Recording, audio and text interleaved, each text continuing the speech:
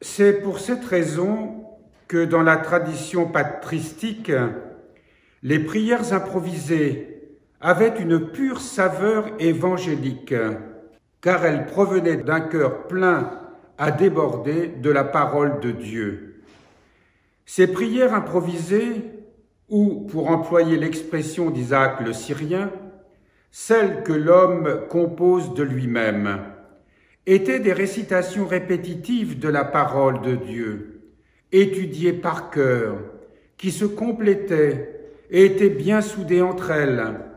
Elles témoignaient du degré auquel l'âme avait été touchée et façonnée par la parole et la volonté de Dieu. Ce qui nous est dit là montre à quel point, pour nous qui récitons, méditons la parole de Dieu tout au long de notre vie, combien les pères étaient habités par la vie de ces paroles.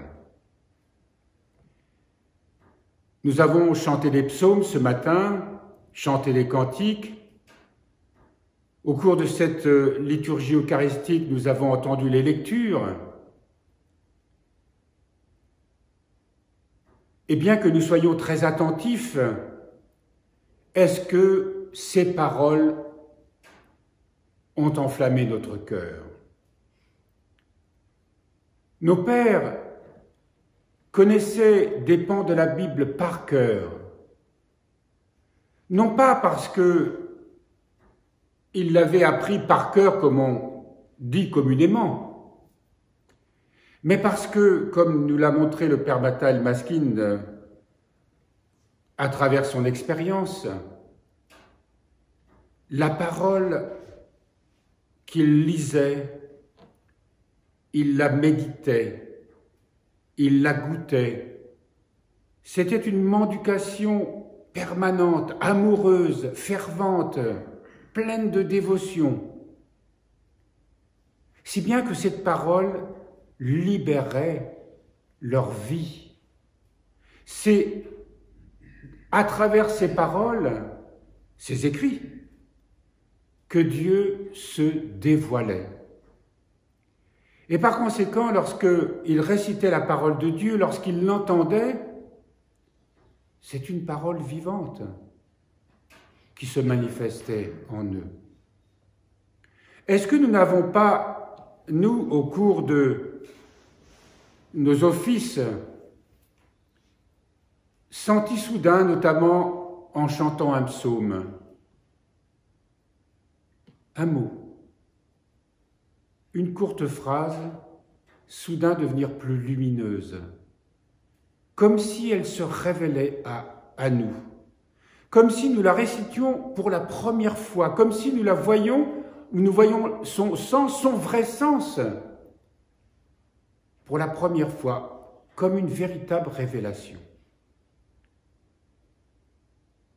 Eh bien, la parole de Dieu doit pouvoir se révéler en nous à travers ce type d'expérience.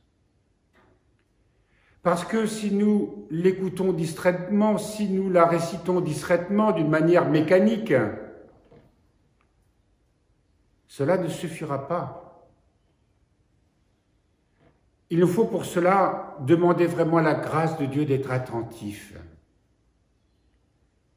et d'avoir cette conscience qu'elle est un don, qu'elle est une nourriture. Et si il nous est donné de saisir un verset qui nous parle particulièrement, dans la grande tradition monastique, on nous conseille de méditer ce verset-là tout au long d'un jour. Et si ce n'est pas suffisant une journée, on le continue le lendemain. On le récite d'une manière aimante, sachant que Dieu est en train de nous parler jusqu'à ce que ce verset se livre à nous, ouvre la vie de Dieu à travers lui. Voilà pourquoi les paroles de saint Isaac le Syrien ce matin lorsqu'il dit que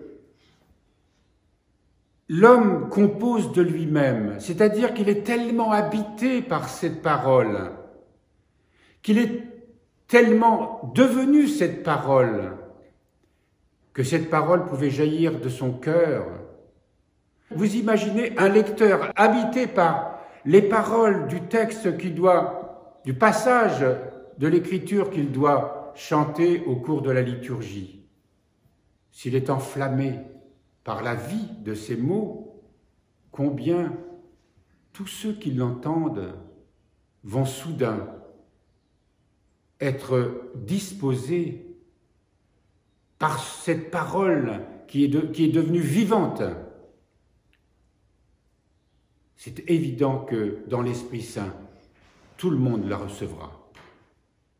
En conséquence, la méditation a été étroitement liée à la prière, comme étant le premier de ces degrés, celui qui permet à l'homme d'en vivre et de grandir devant Dieu en toute confiance et sécurité, car c'est une prière prise au cœur de l'Évangile et capable de ce fait de provoquer une profonde transformation, un grand renouvellement dans la sensibilité, la pensée et le langage de l'homme.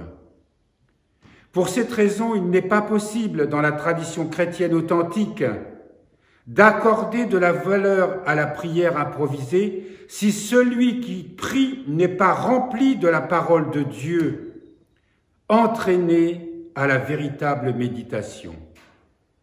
Cela veut dire que il y a des traditions où on parle d'une parole inspirée.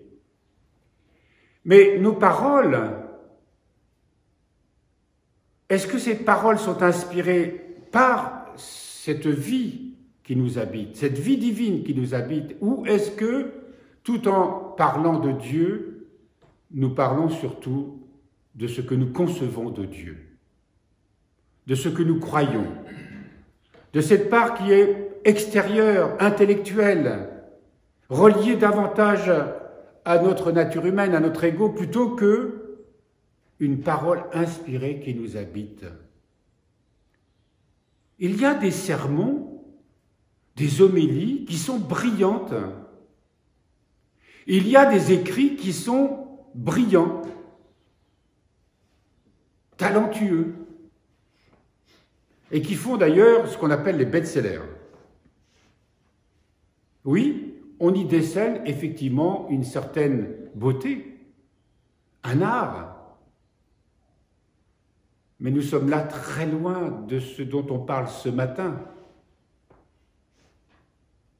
Et celui qui n'a pas fait l'expérience de ce que je disais précédemment par rapport à ces mots, ces versets qui peuvent nous toucher, se révéler à nous, nous attirer, pour qu'on puisse les méditer.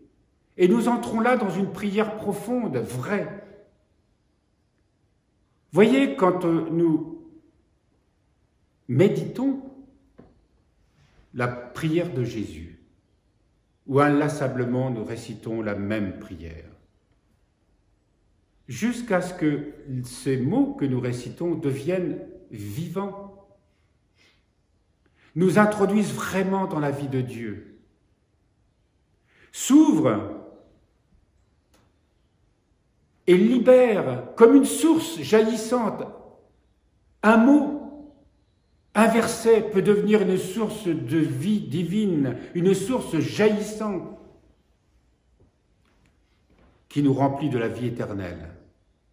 Lorsque nous parlons de Dieu, lorsque nous parlons des Écritures, supplions le Seigneur d'ouvrir notre cœur. Parce que nous dit ce matin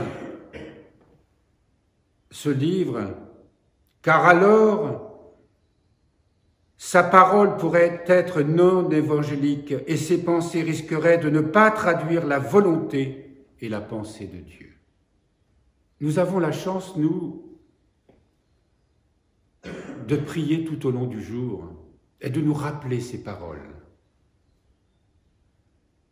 que chaque fois que notre esprit s'égare, que chaque fois que nous sommes tendus, que l'Esprit puisse nous ramener paisiblement à la lecture attentive et aimante de ce que nous appelons la parole de Dieu, que nous écrivons avec un grand P,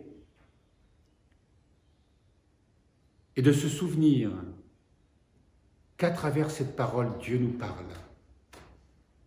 Dieu veut se révéler jusqu'à ce que ces paroles deviennent pour nous feu et lumière.